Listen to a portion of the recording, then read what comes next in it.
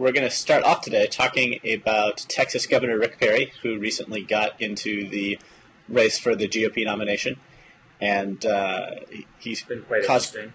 Yeah, he's caused quite a stir in the press. The conventional wisdom before he got in was that he is a guy who can appeal to sort of every conservative constituency, or at least all the boxes you have to check to get elected as a Republican. He can appeal to all those people. I wrote a piece suggesting that that actually isn't the case. That that actually just about every big conservative constituency can find a big problem, something to be really upset about with Rick Perry. And my headline suggested that this means that he would not get the nomination. And that may be true. I don't know. I don't actually know whether these constituencies will be upset. I think they should be upset. And you disagreed with my piece.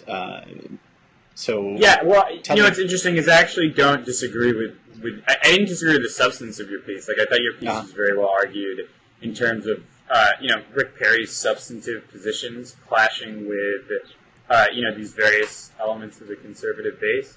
I think the reason why I thought it was it would end up being wrong is that I think that the people voting in Republican primaries, and in general, I think there's a kind of, I think Americans, particularly right now, everybody's really worried about the economy. A lot of people don't have work.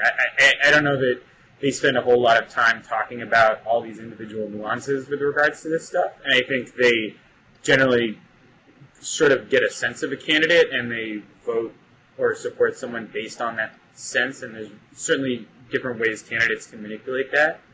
But I think Rick Perry's great appeal, or sort of broad appeal to different elements of the conservative base, is primarily cultural, and I think that in a sense, gets people to, trust him, so to speak, in a way that they might not if they were someone who paid really, really close attention to his substantive policy positions the way he wants to.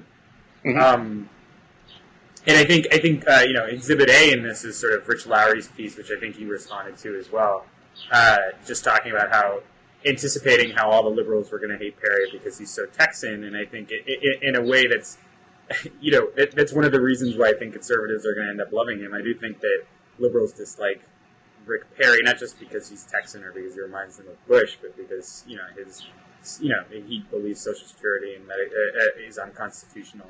He thinks a lot of the welfare state is unconstitutional. I mean, those are things that those are sort of first principle objections for liberals. But that Rich Lowry piece, for me, sort of echoed the kind of like Palin-esque, like, it doesn't actually matter who Sarah Palin is, she enrages liberals, therefore we love her, type of reaction that I'm anticipating with Perry. Yeah, I was going to say, to me, actually, point taken that Perry has some beliefs that liberals are going to hate. But I guess the flip side of the argument that you threw at me is that liberals also obviously aren't going through every wonky position. Part of their reaction to people is sort of cultural, and the conservativeness, the conservative appeal of Perry, it's almost due to liberal dislike. It's like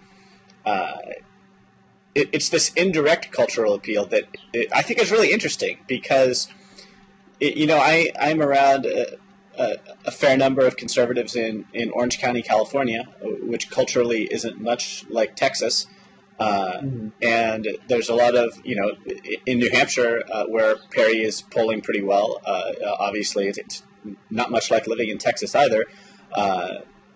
There are all these conservatives from parts of the country that actually don't have that much culturally in common with Perry. They're not people who carry guns when they go jogging. They're not people who grew up in a very rural place, right? And yet they identify with him, and they identified with George W. Bush, too, despite not having gone to Yale or lived in Midland, right? And it's called cultural identification. That's how we identify it, and we all know what we're talking about. But it's more like culture war identification. It's more like this is the kind of person that drives my political opponents crazy, and this is the kind of person, like the cliche of this person is something that I identify with as being viscerally on my side. And to me, it's very frustrating because I look at Perry's record, and in some ways, Perry should be a candidate that appeals to me, insofar as I'm generally a small government guy who likes federalism. Perry wrote Fed Up, this whole book about just praising federalism, the 10th Amendment, and local control.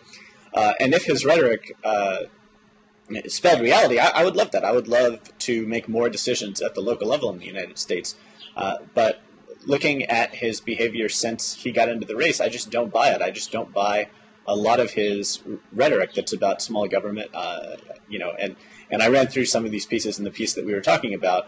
Radley Balco had a great piece about how Perry doesn't seem very skeptical of small government when it is executing people or when it has to do with the criminal justice system, and I think that is a very sound critique. And I've written about how on federalism, of course, he now supports the federal marriage amendment that would impose a sort of national traditional definition of marriage, even on states where the legislature or the people want to do otherwise. And so, to me, if I was a social conservative, I would be looking at Perry and saying, well, he wanted abortion and gay marriage to be left to the states until he started running for president, and now he's changed his mind on that. As a guy who likes federalism, I look at him and I don't trust him on that issue. And to me, the lesson that conservatives should have learned from George W. Bush is that these cultural markers are not a reliable indication of how someone is going to vote. A lot of conservatives felt earnestly and genuinely betrayed by George W. Bush, and yet, I think there are differences between Bush and Perry, but yet again, they're falling for a guy who has this cultural appeal, but whose record suggests that if he gets into office, he's going to pander to constituencies, he's going to throw out red meat, whether that red meat is something that Tea Partiers might like or not. I just don't see any reason why, if you're going to make this election about who's solid on these issues and who's not going to betray us, why you would think that a sort of slick politician like Perry was the guy. Well, I'm gonna push back on that a little bit. I think religious conservatives, in some sense, have the least to fear from Perry. And I'll say because, if you look at the things that he said, he sort of turned himself around on. There are two things that are never going to happen. I mean, there's never going to be a constitutional amendment banning abortion. There's never going to be a constitutional amendment on same-sex marriage. It's just not going to happen. But Perry, as president, is going to be in a position to affect an institution which will have a great deal of impact on those two things, which is the Supreme Court. So if you're looking at Perry and you're a religious conservative, you can really sort of dismiss all the sort of amendment stuff either way because it's not going to happen, and there's nothing. It gives Perry almost. It's not hard for Perry to promise something that everybody knows isn't going to happen, and if it doesn't happen, you can say, "Well, it's not my fault." But if you're looking at Perry and you're asking, is he the kind of guy who's going to appoint two or three Supreme Court justices who might vote to uphold Prop 8 or might vote to uphold further restrictions on abortion? And the answer is pretty much yes. I think it's unquestionably true. Well, I don't know if it is. I mean, I think you're probably right. If I had to put a bet on whether Rick Perry would nominate judges that were acceptable to social conservatives, I would bet yes. At the same time, I'd bet yes for most of the Republican field. And, I think that the politics of it is just that, there's such a big... If all you want the Supreme Court to do is think that Roe versus Wade is bad law and should be overturned, there's plenty of sort of libertarian-leaning Federalist Society people who also think that, who aren't necessarily social conservative, right?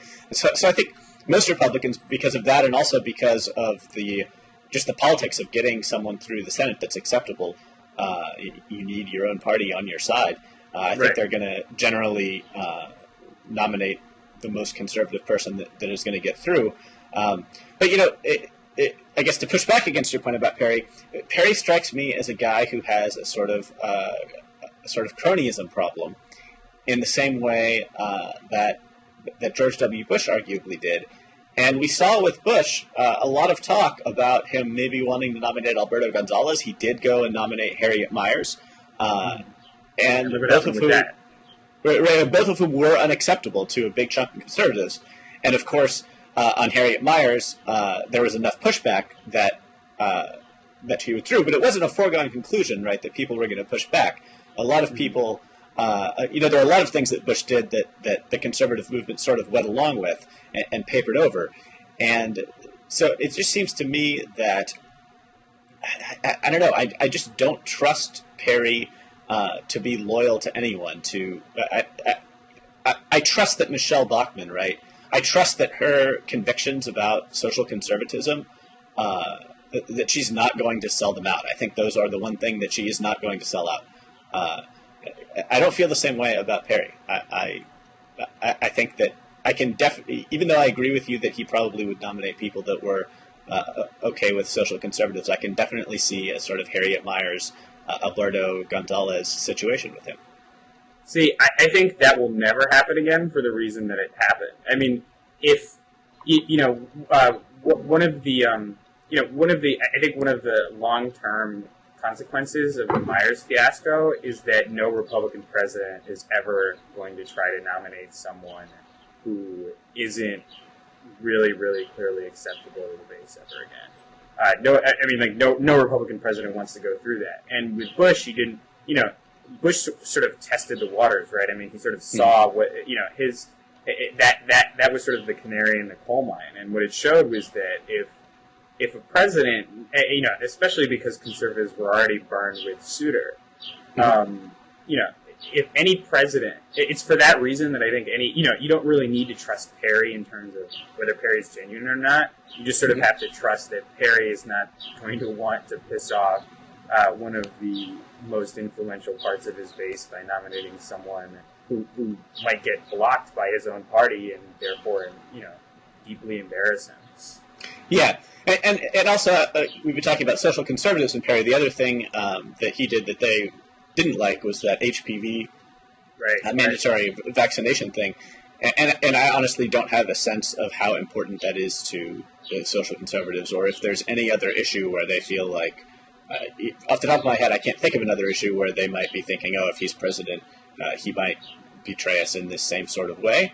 But just for, I guess just to note another sort of data point here, that is something that social conservatives are upset about. Maybe not so much effect. The HPV vaccine is one of those things to where, I think there are a lot of issues that I generally understand the conservative objection to, but it's sort of like gay marriage in the sense that I just don't get it. I just don't get the outrage. I mean, I understand some people have sort of religious objections to vaccines in general, and I think Perry's policy sort of kept that. But I don't really understand the outrage behind ensuring that, this preventing people from catching diseases. And I don't, and the sort of general objection seems to be at least partly that, this reduces the risks of unprotected sex, and I just don't think that it's either reasonable or an effective deterrent to sort of leave people vulnerable to disease. That does seem to be the mainstream, maybe not the mainstream. That does seem to be the prevailing objection among social conservatives, that this somehow, if you're not going to have sex, there's no reason to have this, and so having it is the equivalent of, giving kids condoms and saying if you have sex, use this. It somehow encourages them. I think it's kind of mapping onto that culture war. I don't think it's just that. I mean, I don't really feel strongly one way or another about this. But if I were to make the sort of devil's advocate argument against the HPV vaccination, it would be that it would be two things. One, that it is a relatively new vaccination, and that there are inherent risks with something that hasn't been out there for very long. And secondly, that this isn't something that is a disease that's going to spread in epidemic ways in the same way as, as smallpox did when they were still vaccinating for that, as whatever the other things that they still vaccinate for, measles, I guess, and it's different in character from diseases where you really want to say no, everyone has to get this thing because the consequences otherwise could be,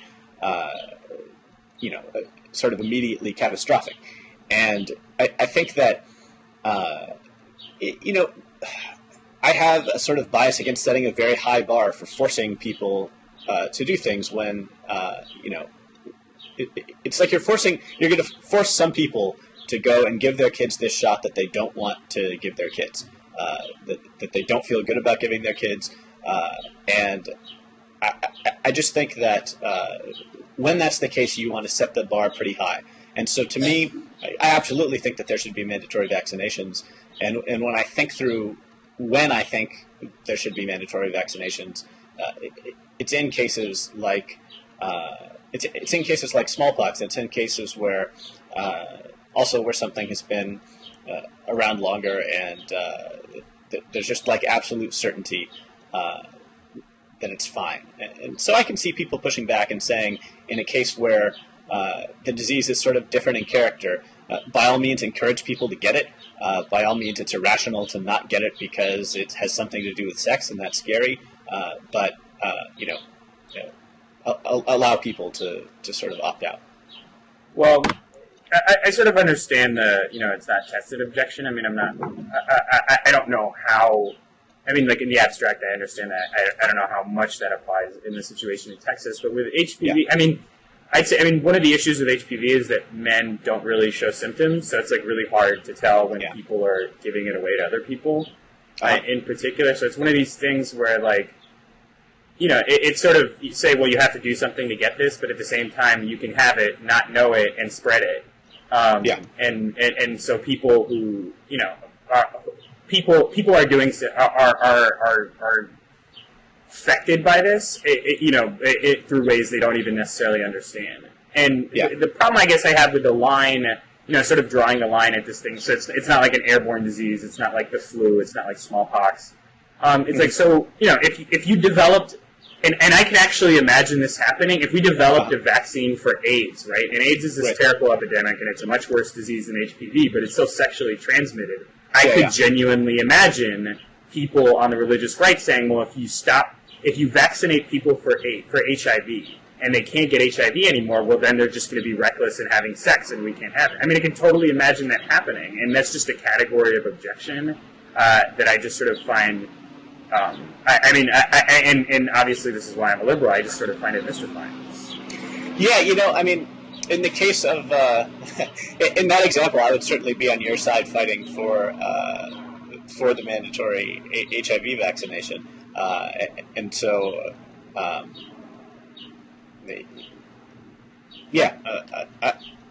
the other hand, I can certainly, imagine a different hypothetical scenario where there is a disease or a condition that I absolutely don't think that, I absolutely wouldn't force on people.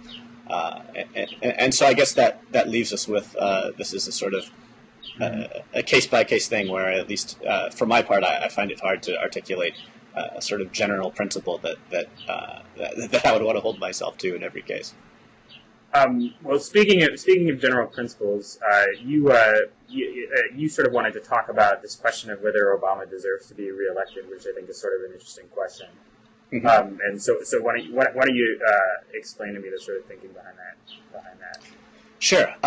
Well, I'm an undecided voter in 2012, not knowing who the Republicans are going to throw out. I don't think that Obama deserves to be reelected. I would like to have someone to vote against him.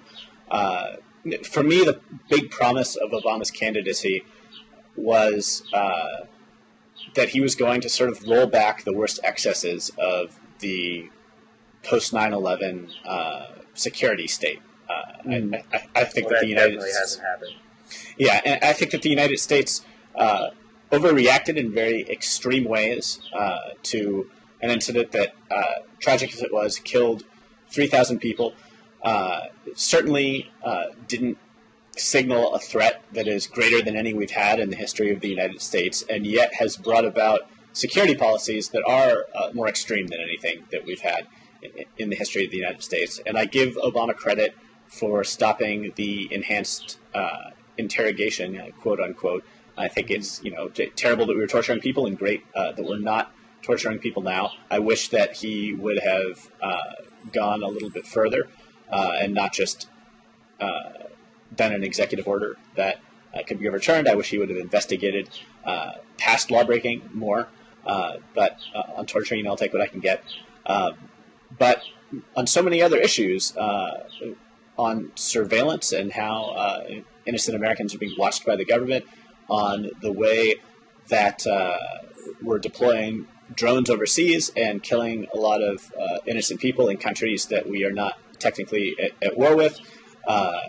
When it comes to transparency in government, and if someone sues the government and says you violated my civil rights, you've done these terrible things to me, the government just sort of saying, we're not going to really weigh in on the merits of that. We're just going to say that this all has to be secret, and so we can't talk about it and we can't adjudicate it.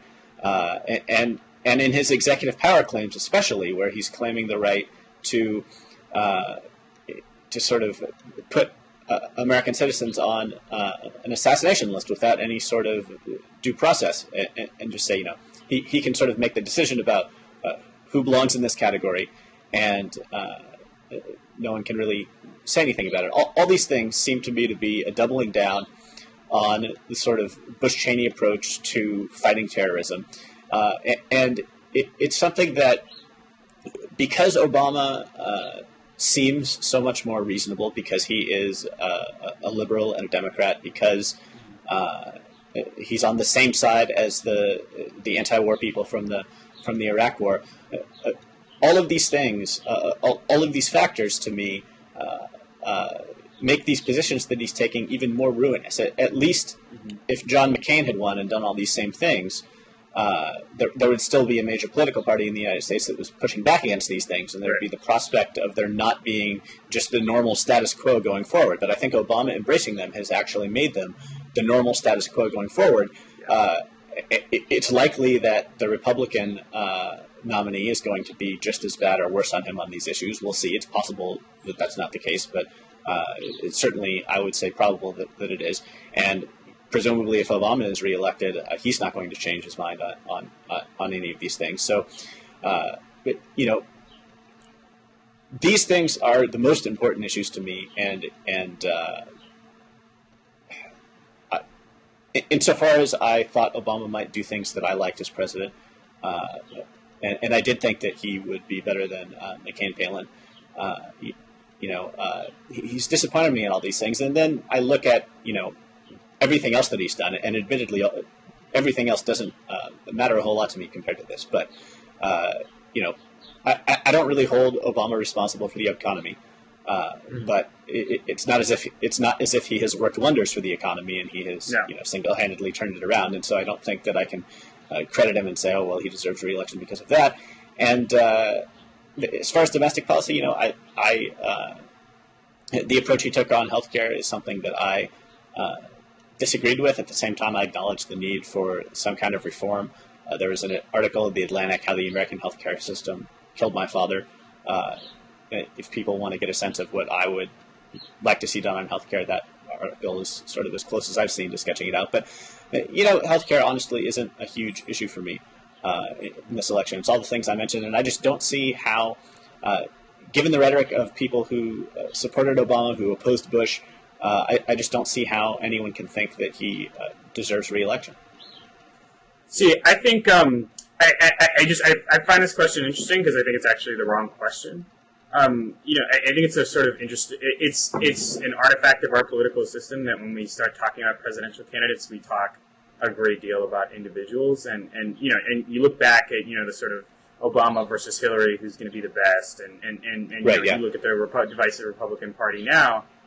Republican Party contest now, but the thing is that the individual president doesn't matter that much. I mean, the truth is that the parties matter. Where the parties stand on what issues matter a whole lot more than the sort of individual characteristics of the president when it comes to actually implementing an agenda, because the president is just the guy at the top. I mean, he's going to be drawing on, the sort of a sort of limited bench of people to be implementing policy. And so, the actual positions of the parties, I think, matter a whole lot more than whatever individual foibles each candidate has. So it's almost irrelevant, it's not irrelevant for like electoral reasons, but it's almost irrelevant in terms of how the country is going to be governed in terms of policy. Which Republican candidate gets nominated, whether it's, Romney or Perry, it's going to be, Republicans are going to want to do certain things, and no matter who gets nominated, those people are going to try to do them. And I think the same is true of the Democratic Party. And I think it's ultimately sort of, I think it's the wrong question to ask, because, whether Obama personally deserves to keep his job is sort of less important, I think, than whether or not than what you actually think should be done about something like Social Security or Medicare or the deficit, because he merely represents, in this case, a sort of center-left approach to dealing with that, and it's sort of it doesn't really, whether the personal morality of the job that he's done it really sort of doesn't make a difference, and I think that's why you end up seeing people vote party lines, because those broad principles are ultimately what defines administrations, not so much these sort of.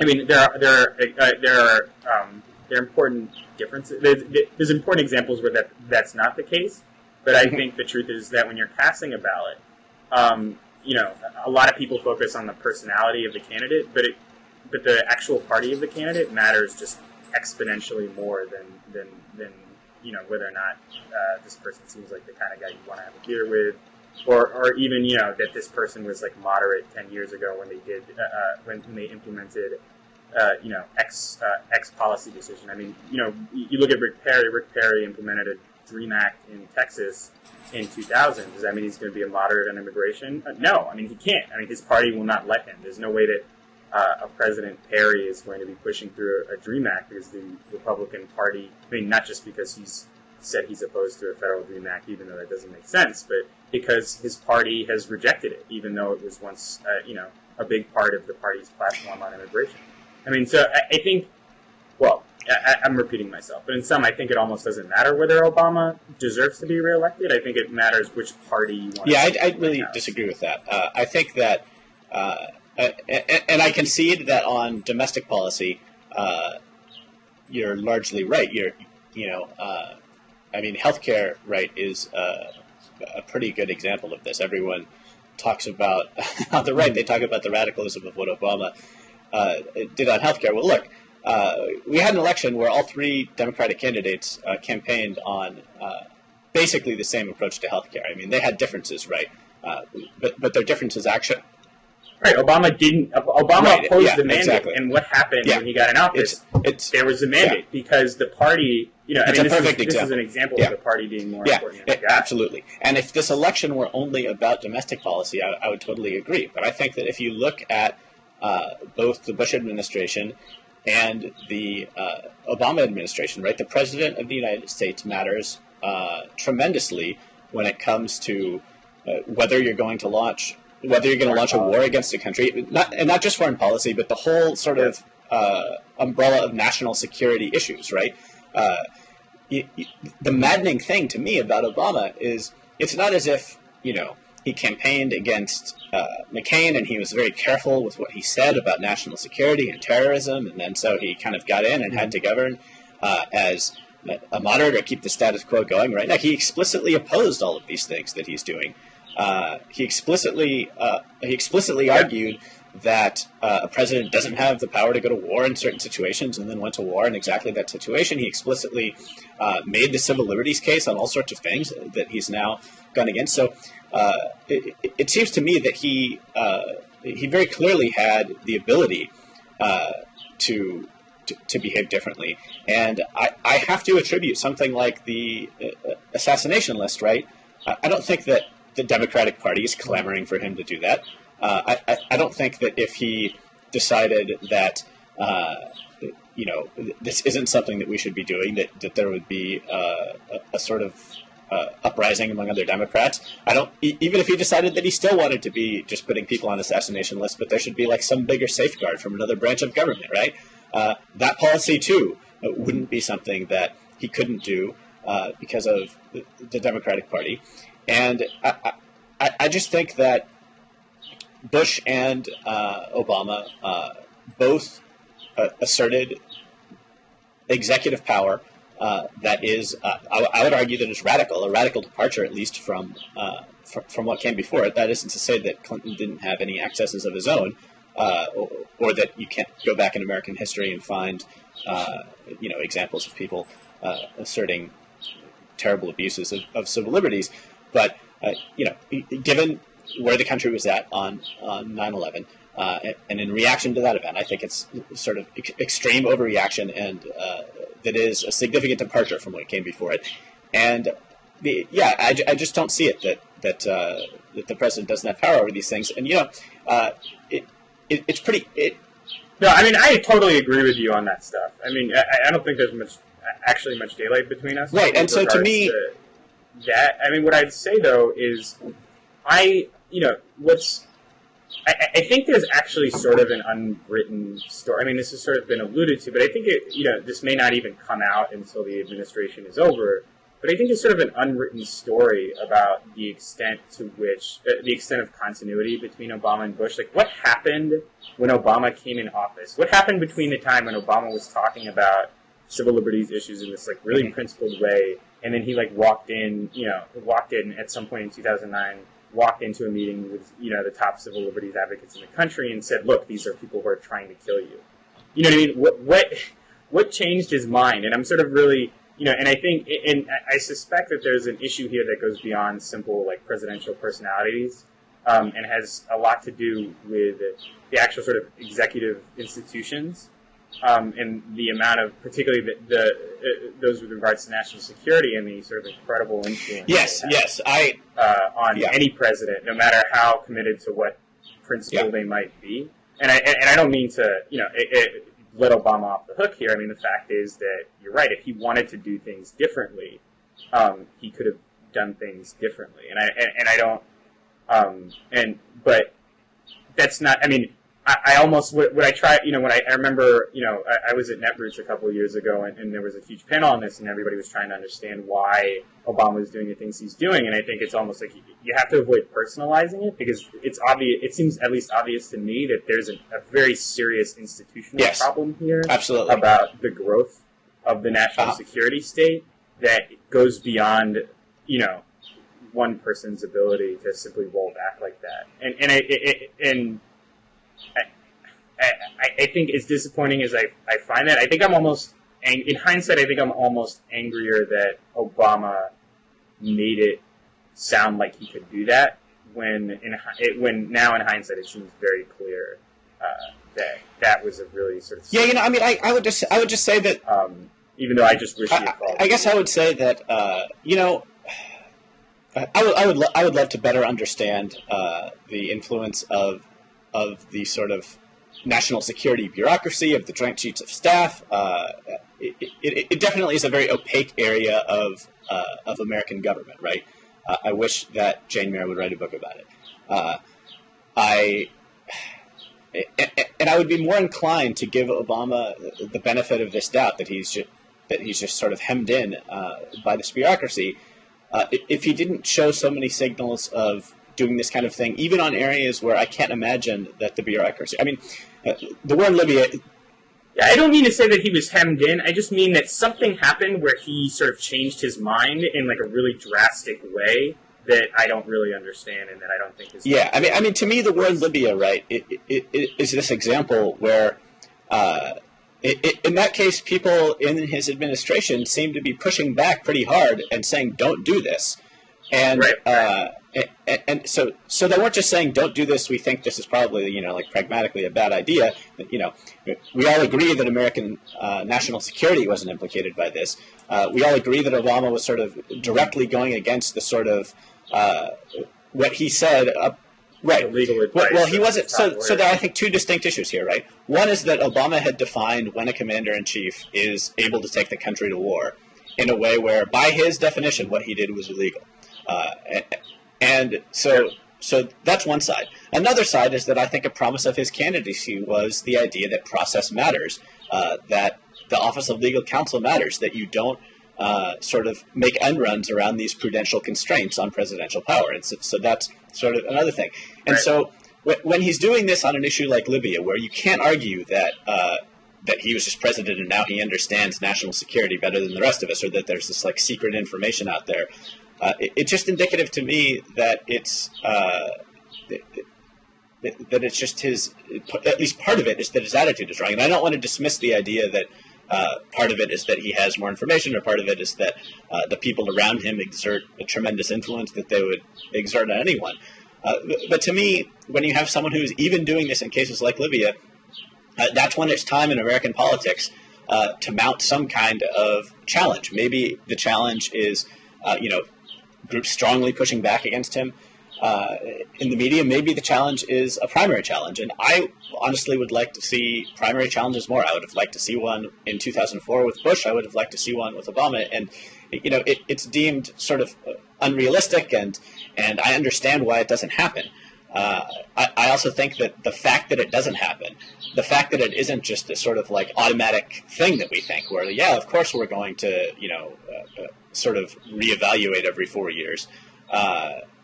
It just lets presidents get away with, going against things that their core supporters want. And it seems to me that there's a self-interested case among both progressives and conservatives to challenge presidents after 4 years, even if you just run someone to their right or to their left that forces them to pay a little bit of attention to those constituencies. It doesn't have to be a credible challenge where you're going to unseat them. It just has to be something. It just has to be something other than, well, we're all just going to support you no matter what. Well, I think in terms of primary, I think the parties understand that it's about parties and not individuals. So I think the reason why that doesn't happen is that they don't want a situation where someone mounts a principled challenge from the right, and that makes the president from whichever side look like a squish, and then people don't want to vote for him anymore because they've spent a few months hearing what a crappy president he is from someone who wants to do things a little differently.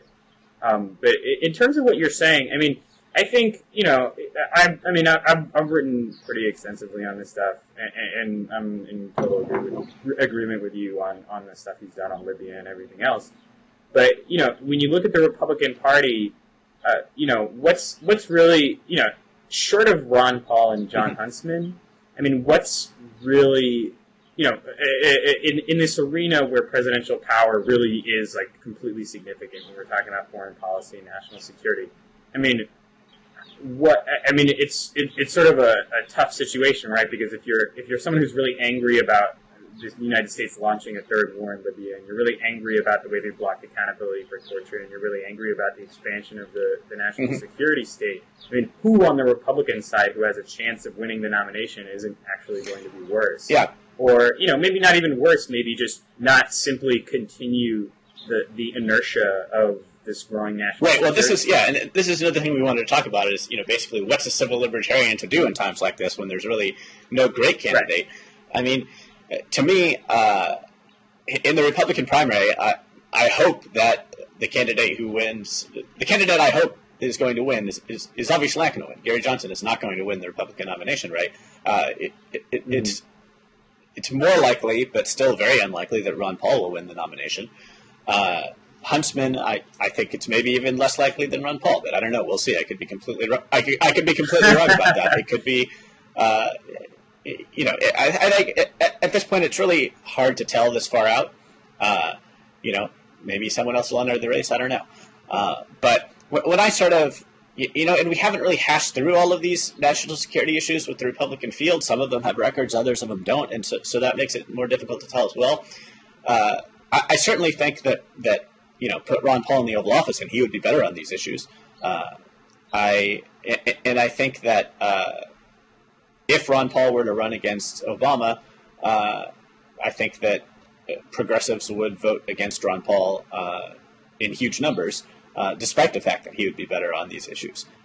Because I think that the progressive movement, despite all of its talk about civil liberties during the Bush administration, ultimately cares more about domestic policy and just cares less about the things that I think are more important.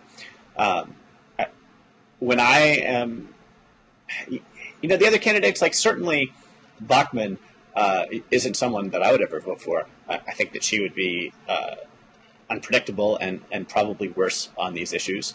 The same thing with I think that Giuliani would have been terrible on these sorts of issues. I think that Perry gives every indication of being terrible on these sorts of issues. I mean, the way that Perry has handled the death penalty in Texas suggests to me that he is a guy who doesn't give a damn about civil liberties, and that's not a guy that I want in the White House. Now Romney, on the other hand, I don't know. I think that there's a plausible case that he would be better than Obama on these issues, and I don't know that that's the case. I think it's impossible to tell. It's not, and I'll tell you why. For one thing, he's got Stephen Bradbury advising him. And so, Bradbury was, part of the legal apparatus in the Bush administration that sort of, quote unquote, legalized the so-called enhanced interrogation techniques.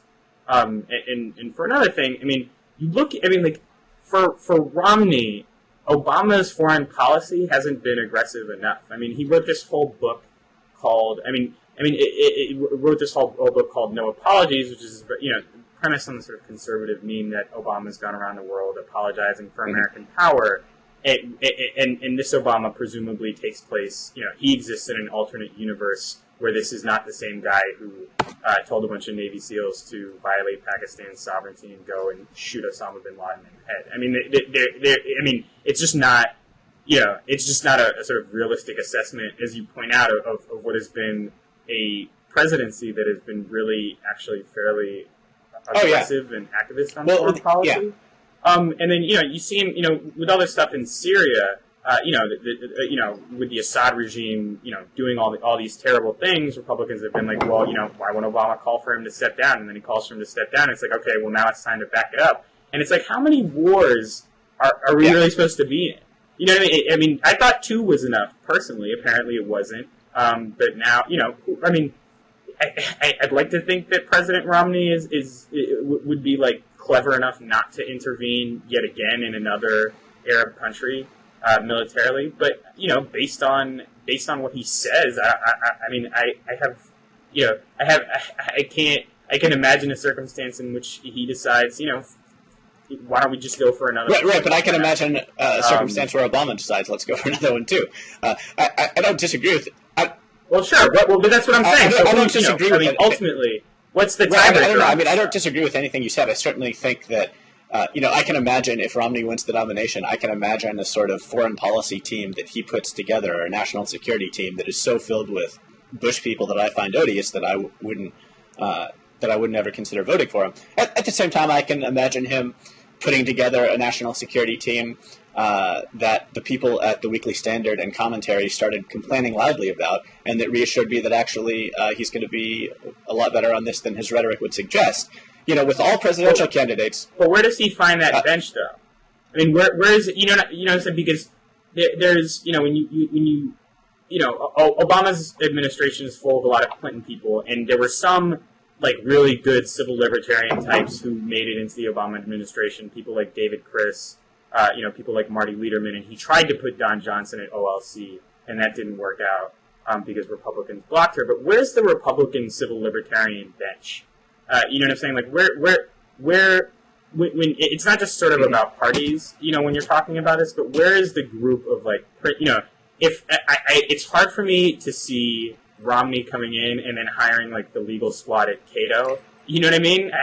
To advise him on foreign policy and national presumably security. That would be kind of cool if it happened. Yes, but it's hard.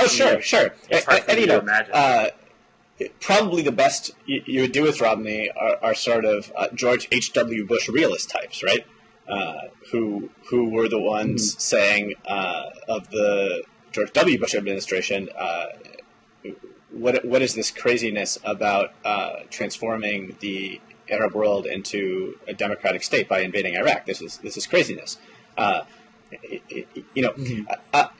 I don't have a deep enough knowledge to be able to throw out names. This is certainly something that I would have to do a lot of research into people. I would just say that in many ways the bench of people that Obama has had hasn't really I thought Eric Holder was going to be great. Turns out not so much. Right? Harold Koh is basically going against the whole body of his whole legal background. It's so that is to say that it's like it's so frustrating, right? That happens because it's like, well, what the hell are we supposed to judge anything on if we can't trust that people are going to stick with what they've said their whole career? I don't think the answer is to throw up our hands and not pay any attention to the bench that people bring with them to the presidency. But at the same time, it's not a very good indication of what's going to happen. I would just say that to me, Romney could conceivably bring a team that reassured me that he wasn't going to enter a lot of foreign wars. He could certainly stake out rhetorical territory.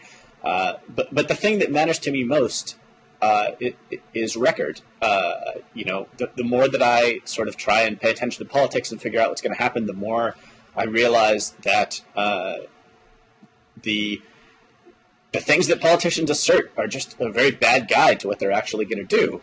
And to me, looking at Perry's record in Texas and looking at Romney's record in Massachusetts, and looking at sort of the kind of constituencies that I think Romney is likely to want to satisfy, and the kind of constituencies that Perry is likely to satisfy, and like where their respective support is coming from, I'm confident in saying that if I had to choose between Romney and Perry on civil liberties, I would choose Romney, right? I don't know. I'm just not. And like I said, maybe Obama would be better than Romney on these issues. It just isn't at all clear to me, and it won't be clear to me until unless he's the nominee and they go head to head on this stuff and flesh it out. I certainly have an open mind about it. I think you're right to pay attention. I'd say though that I do think advisors matter. I think it's certainly. Harold Koh is sort of Harold Koh's reversal on this is sort of unexpected, but like in some ways it matches his sort of humanitarian vision of when military force should be used. Although it's not like Harold Koh came in and was like, well, we should start torturing people now. But it is sort of really interesting. It is interesting that it is a very drastic change for him to say. Under these circumstances, this isn't a violation of the war powers. I thought that was very unusual and unexpected. But I do think, who ends up being staffed in these places matters. And I sort of, I have a hard time imagining the next Republican administration, not having a significant number of people, from the Bush administration, particularly when it comes to national security and legal issues, because there just are only so many people who have experience. Yeah, I would love that. Stuff. Yeah, and that's I think what accounts for the consistency of policy across it. Yeah, I'd love to see like Dan Dresner or even Daniel Larson write a post about like if you were staffing a Republican administration, who would you put in it?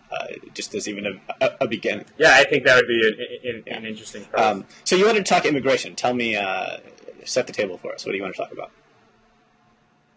Oh, well, so I guess we're going to head out with something a little less heavy than what we've been talking about, which is the show Louie, which I think is an incredibly brilliant show. I just think Louie is Louis C.K. is one of the funniest comedians I think I've seen in recent years. And I think it's in part because he has this way of lingering in the sort of most awkward, excruciating moments of human experience. Sort of those things that happen that you sort of avoid and try to put out of your mind and pretend never happened. He spends 30 minutes lingering in them, which I think is really amusing, but it also sort of says something sort of about the nature of people and what we think is important and what we think matters in terms of, I guess the word I would say, what defines dignity for people.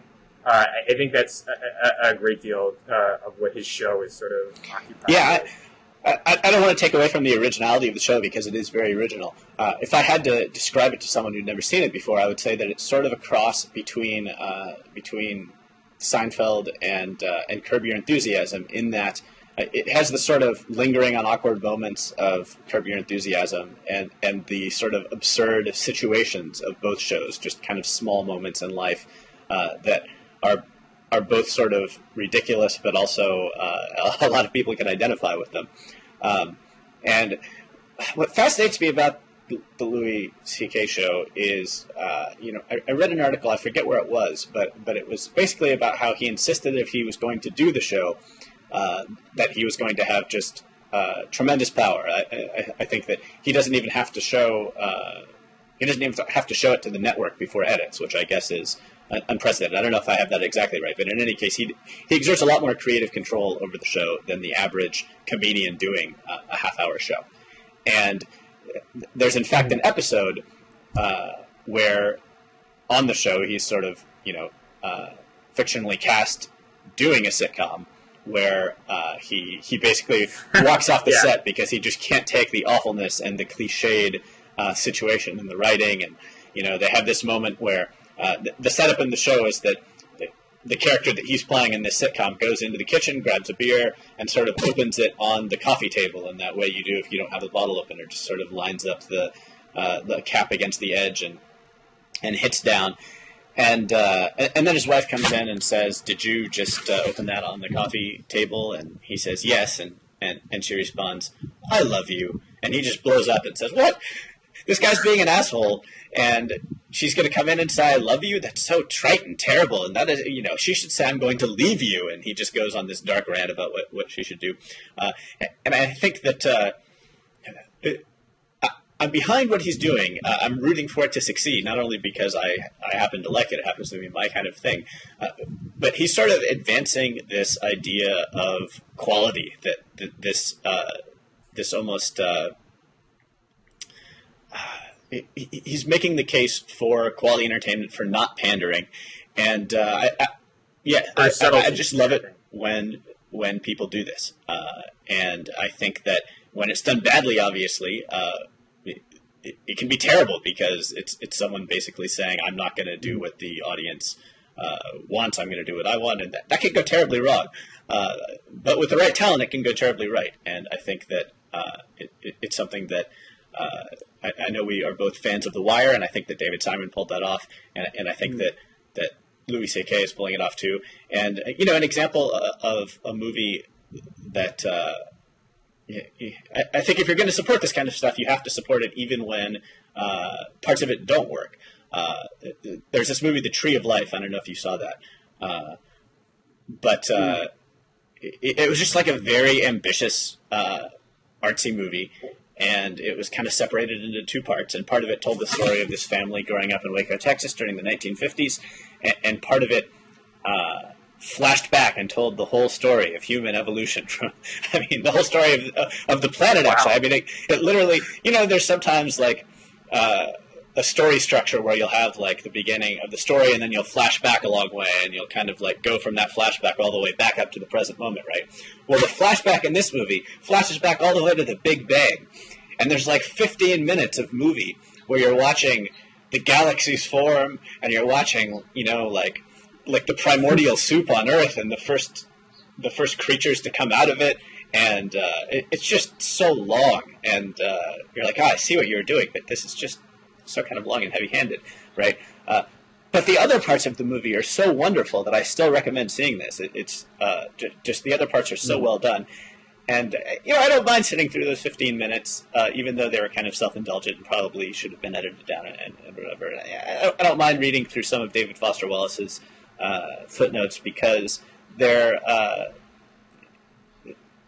they're talented and really trying to do something that's different and ambitious.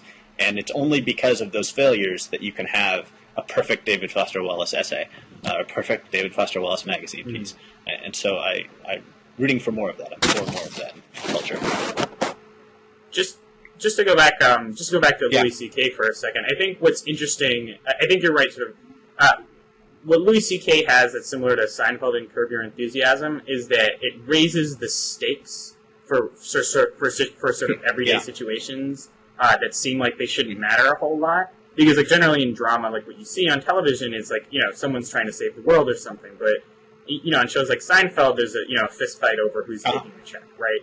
I mean, or something like that. And Louis, I think one of the more memorable moments of the first season is when Louis is flagging a cab, and two New York cabs basically crash into each other, and one cab driver runs out of his cab with a pipe, and the other guy's yelling at him, and he just breaks the guy's windshield.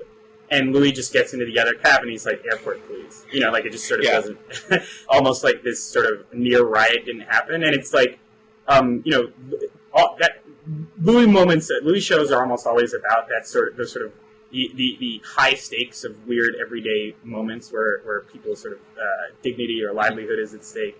But I think that what really sort of separates it, and one of the reasons why I like it, what separates it from Curb Your Enthusiasm and Seinfeld, which is that those two shows took place, I think, inside some really sort of insulated class enclaves in terms of Los Angeles and New York City, whereas I think Louis is sort of far more, gives a much better experience of what it's actually like to live in New York in close proximity to people who are of different backgrounds, of very different social classes. And that, that really sort of comes across in the plot lines, in the sense that Louis not sort of just interested in, the dating lives of people on the other side. Absolutely. You know what I mean? And I think that's one of the reasons why it's so, and part of why it's so good is that those kinds of cross-cultural, cross-class interactions are very awkward and interesting because we're essentially dealing with people who come from very different spaces, even though they sort of live right now. There's this... that's one of the things I like. Yeah, there's this one moment that perfectly illustrates what you're talking about. In another show, he descends down into the subway, and this is just the best portrayal of what it's like to ride the subway in New York that I've ever seen. He goes and he's waiting on the platform, and there's this guy who is just playing these amazing violin riffs, and he throws a couple dimes into his violin case, and the guy is just, he must be a concert violinist. He's just so talented, sitting there. There's this beautiful moment, and Louis is looking at him and just kind of in awe. And meanwhile, this other homeless guy comes down into the subway with just huge plastic tarp and sort of, takes off all the stuff that he's carrying and puts the plastic tarp down and takes out this bottle of water and takes off his shirt and just starts bathing right there in the subway. And they're just juxtaposed next to one another. And, that's the New York subway. That's... Right, and it's sort of normal. It's just it's one of those things that it's to see it on television is somewhat shocking, but on the other hand, it's the sort of... When he has this ability, right, to talk about very shocking situations and to get away with it. And I'd actually be curious to hear your take on... to me, there's no one in comedy right now, and certainly no one who's right in comedy right now, who can so effectively talk about race and talk about gender and say things that a less talented comedian would, I think, offend a lot of people and get in terrible trouble. Even maybe delivering the same lines less well. And what is it about him that allows him to sort of connect and get away with this and sort of not just anger people and I don't know. Well, for one thing, he used to work with Chris Rock, so he sort of has I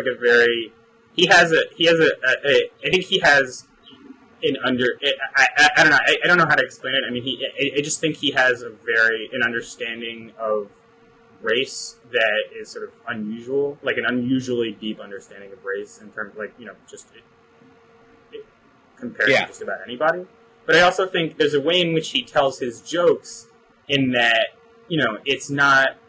he's not he tells them in a way that sort of he's working from he lets the audience know that he's working from a similar sort of moral standpoint. So when he starts making a joke about how, one of the cool things about being white is that you can go back in time to any time period and not have to worry about it. That's funny because he's communicating to sort of the presumably cosmopolitan audience that's watching him that he sort of has the same sort of moral. He's working from the same moral universe that they are, even though he's saying something kind of to me. And I think that's what. There's that riff that he does on the word fag, right? I don't know if you've heard that, but he basically the routine is that word that people rightly consider a slur. That he's basically saying when I use it, I'm not using it as a slur. He's saying I'm not even describing someone who's gay. I'm describing someone who has these other qualities. I don't think there's any other comedian that could get away with it. And I think, to me, what allows him to do it is that there's these different ways that we talk about identity in America, right? There's a sort of way that I associate with I guess, liberal arts colleges. You can imagine someone going through like 4 years of education at a liberal university, and you just come away with like certain understandings of race, and not even so much any like deep sociological understanding of race in America, so much as just a vocabulary of how these things are talked about, an attitude. Right, a very sort of academic. And a moral standpoint language, too, like the moral standpoint that I think you were referencing a minute ago, and then there's the way that people who don't go to 4-year colleges, right? They have a very different framework, and I think for my purposes here, it's sufficient to say that it's just not that sort of 4-year college liberal arts framework that you see reflected in a lot of sort of cultural elites and media types and whatever.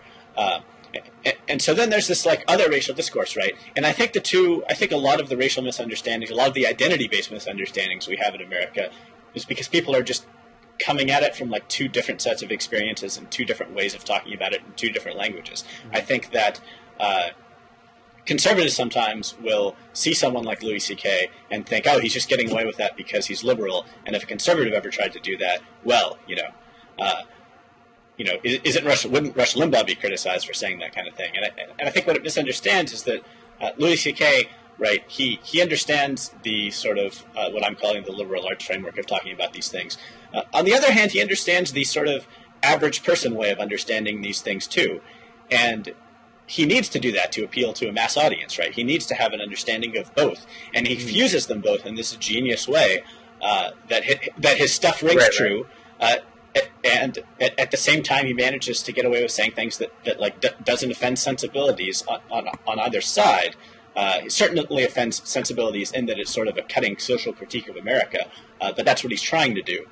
And so I think it's very impressive. And it doesn't unintentionally. Yeah, I think that's a good way to put it. It offends in the exact way that it's meant to offend. Yeah, I think that's right. Well, it looks like we're coming up on an hour here, so I guess we should shut this down. But it's been great talking, and all right, likewise. Bye bye.